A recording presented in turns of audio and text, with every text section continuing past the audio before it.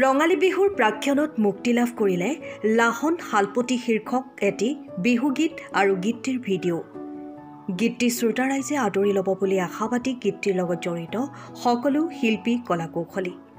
অসমীয়াৰ বাপুতি-সাহোন ৰঙালী বিহু আৰু অসমীয়া নৱবৰ্ষলৈ মাজত মাত্ৰ কেইমুহূৰ্তমান বাকী। সমগ্ৰ ৰাজ্যজুৰি এতিয়া কেৱল বিহুৰ আনন্দ উল্লাস।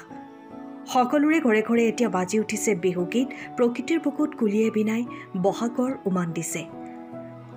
সকলো ব্যস্ত হৈ ৰঙালী বিহুটিক আদৰাক লৈ তাৰ সমান্তৰালকৈ ৰাষ্ট্ৰীয় বঁটাপ্ৰাপ্ত আৰক্ষীৰ লগতে আন্তঃৰাষ্ট্ৰীয় খেলুৱৈ সোণেশ্বৰ বৰাৰ পৰিকল্পনা আৰু প্ৰযোজনাৰে তিনিচুকীয়া প্ৰেছ ক্লাবৰ প্ৰেক্ষাগৃহত মুক্তি লাভ কৰিলে লাহন শালপতি শীৰ্ষক এটি বিহুগীত লগতে গীতটিৰ ভিডিঅ'।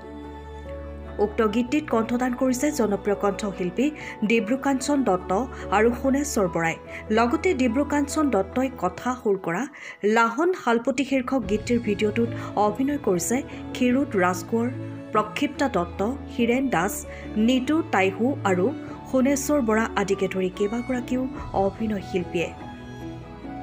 বিষ্ণুপ্ৰসাদ দুৱৰাই দৃশ্যগ্ৰহণ কৰা আৰু হিমাংশু গাৰ্গে সংগীত কৰা এই লাহন শালপতি শীৰ্ষক গীতটি শুভ উন্মোচন কৰে তিনিচুকীয়া প্ৰেছ ক্লাবৰ সভাপতি উমেশ কুমাৰ সিঙৰ লগতে আমন্ত্ৰিত অতিথি হিচাপে উপস্থিত থাকে জনপ্ৰিয় কণ্ঠশিল্পী জয়প্ৰিয়া এনিশা গগৈ। 12 এপ্ৰিলৰ সন্ধিয়া 6 বজাত তিনিচুকীয়া প্ৰেছ ক্লাবৰ প্ৰেক্ষাগৃহত শুভ মুক্তি লাভ কৰা গীতটিত উন্মোচনী অনুষ্ঠানত তিনিচুকীয়াৰ বহুকেইগৰাকী গণ্যমান্য ব্যক্তি উপস্থিত থাকি গীতটিৰ লগত জড়িত সকলো শিল্পী কলাকৌশলীক উচ্চ প্ৰশংসা কৰাৰ লগতে গীতটি অসমৰ ৰাইজে আদৰি ল'ব বুলি আশা প্ৰকাশ কৰে। ইতিমধ্যে সামাজিক মাধ্যমত বহুসংখ্যক শ্ৰোতাই গীতটি উপভোগ কৰি যোগাত্মক মন্তব্য কৰা পৰিলক্ষিত হৈছে। লগতে এই বহাগতে ৰঙালীৰ আনন্দ ল'বলৈ আপুনিও বহু বিহুগীত শুনি ল'ব পাৰে। বিহুৰ আনন্দৰ লগতে নাচিব পাৰে এপাক বিহু। হয়, নমস্কাৰ। মই সোণেশ্বৰ বৰা আৰু আপোনালোক সকলোকে ৰঙালী বিহুৰ বহুত বহুত শুভকামনা জনাইছোঁ। আৰু এই ৰঙালী বিহুৰ প্ৰাক্ষণত আপোনালোকলৈ আজি আমি শুভমুক্তি কৰা হ'ল লাহন শালপতি। লাহন শালপতি আমাৰ যি খুহুতীয়া বিহুগীত আছে, আমি ইতিমধ্যে ইউটিউবত এৰিছোঁ। আপোনালোকে সকলোৱে মৰম দিব। আৰু লাহন শালপতি যি গীতটি কথা সুৰ কৰিছে ডিব্ৰুকাঞ্চন দত্তই।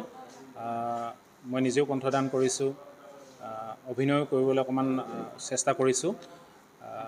আপোনালোকে সকলোৱে মৰম দিব। লাহন শালপতি ইতিমধ্যে সামাজিক মাধ্যমত আমি এৰি দিছোঁ। সকলোৱে যদি চাই ভাল পায় সুন্দৰ মতামত জনাব, ভাগ বতৰা কৰিব। আৰু মোৰ লগত আছে আমাৰ যি গান লিখিছিলে আৰু সুৰ কৰিছিলে কাঞ্চন দত্ত, তেখেতকো মই দুআষাৰ ক'বৰ কাৰণে অনুৰোধ জনাওঁ। হয়, নমস্কাৰ। মই ডিব্ৰুকাঞ্চন দত্ত। আমি আজি আমাৰ বাবে বিৰাট এটা শুভ দিন হয়। আমি 2 বছৰ পৰিকল্পনাৰে কৰি থকা এটা খুহুতীয়া বিহুগীত আমি দৃশ্যগ্ৰহণ কৰি আজি আপোনালোকৰ মাজলৈ এই গীতটি আগবঢ়াই দিছোঁ লাহন শালপতি শীৰ্ষকেৰে। আৰু গীতটো আচলতে আমি বৰ কষ্ট আৰু বৰ আশাৰে আমি গীতটো কৰিলোঁ। আৰু নৱপ্ৰজন্মৰ বহুকেইজন প্ৰতিভাসম্পন্ন অভিনেতা এই গীতটিত জড়িত হ'ল আৰু তেওঁলোকে খুব ধুনীয়াকৈ সুমধুৰভাৱে অভিনয় কৰিলে। লগতে আমাৰ সোণেশ্বৰ বৰা তেখেতেও অভিনয় কৰিছে, খুব ধুনীয়াকৈ গাইছে আৰু তেখেতে গোটেই কামটো তেখেতৰ পৰিচালনাৰে কামটো সমাপন হৈছে। এইখিনিতে সকলো ৰাইজলৈ পুনৰ আপোনালোকক জনাওঁ যে আগন্তুক ৰঙালী বিহু আহি আছে। আমাৰ বাপুতি-সাহোন এই ৰঙালী বিহুটোৰ সকলোৰে বাবে শুভেচ্ছাকণ জ্ঞাপন কৰিছোঁ, মৰম আগবঢ়াইছোঁ। এয়া উপহাৰ আপোনালোকৰ বাবে। আৰু বিশেষ অনুৰোধ, আমি বৰ কষ্টৰে গীতবোৰ কৰোঁ। আমি গাঁৱৰ বোকাপানী গছকি আহি পেলাই আমি চেষ্টা কৰি আছোঁ আমাক শিল্পী হিচাপে নিজক গঢ় দিবলৈ কাৰণে, যদিও এটা বৰ কঠিন পথ। গতিকে আমি চেষ্টা কৰোঁ ৰাইজৰ মাজলৈ গীতবোৰ উলিয়াই দিবলৈ কাৰণে, কিন্তু এটা পইণ্টত গৈ পেলাই আমি কোনোবাখিনিত ৰৈ যাওঁ। যিহেতু আজিকালি ইউটিউবত বুষ্টিং কৰিব পৰা হয়, এটা প্ৰেক্টিকেল কথা আজিকালি সকলোৱে জানে।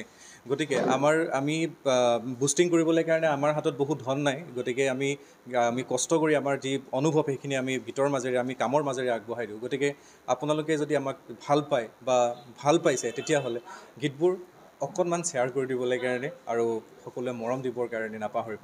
নহ'লে আমাৰ নিচিনা আমি যেনেদৰে আগবাঢ়িছোঁ এটা সময়ত গৈ পেলাই আমি এটা শুদ্ধ এক্সাম্পল হোৱাতকৈ এটা অশুদ্ধ এটা ৰং এক্সাম্পল হয়তো হৈ যাম গতিকে নৱপ্ৰজন্মই মই যিহেতু শিক্ষকতা লাইনটোৰ লগতো জড়িত হৈ আছোঁ বিভিন্ন ক্ষেত্ৰত জড়িত হৈছোঁ মোক কিছু সংখ্যক শিশুৱে ফ'ল' কৰে গতিকে তেওঁলোকক মই ভাবোঁ যে আমি যি যাত্ৰা আগবঢ়াইছোঁ গতিকে সেই যাত্ৰাটোৰ ক্ষেত্ৰত যাতে সফল হ'ব পাৰোঁ আপোনালোকৰ অৰিহণাটো এই ক্ষেত্ৰত কিন্তু বিচাৰোঁ যদিহে ভাল হয় তেতিয়াহে কৰিব যদি আপোনালোকে কোৱালিটি নেদেখে তেতিয়াহ'লে আপোনালোকে সেইটো নবঢ়াব বুলি মই মোৰ ফালৰ পৰা অনুৰোধ গতিকে ভাল হ'লে আমি আগবাঢ়ি যাব পাৰিম ভাল কামবোৰ দিব পাৰিম বেয়া হ'লে আপোনালোকে নবঢ়াব তেতিয়া আমি নিজক শুধৰাম ধন্যবাদ